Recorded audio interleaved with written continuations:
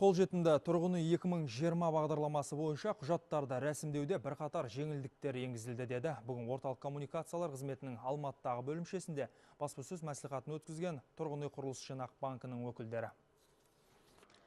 Қолжетімді тұрғын үй 2020 бағдарламасы бойынша баспаналы болғысы келетіндер енді тек бір ғана жеке куәлікпен банктың салымшысы атануға болады. Сондай-ақ банктың қаржылай жүктемесі де азайтылған.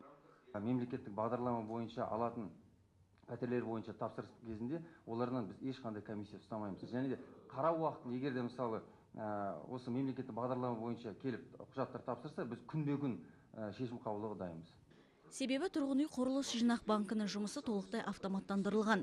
Енді тіпті интернет арқылы өтініш беріп, сондай-ақ балыңызды есептеуге және пәтерлердің қалай бөлініп жатқанын қадағалауға болады. Бүгінде 596 мың клиенті бар банк әсіресе жас отбасыларға аса мән беріп келеді екен. Жас отбасыларға өзінің шотында 6 айлық минимальный төлемақы болатын болса, біз оны автоматты түрде төлем қабілеттілігі бар деп есептейміз. Төлем қабілеттілігін тексеру кезінде бұрын гарант болатын адамдардың саны көбейтілді. Бұрын тек қана жолдасы мен әйелі мен күйеуі ғана болатын болса, бүгінгі кезде туысқандары да төлем қабілеттілігі үшін гарант болады.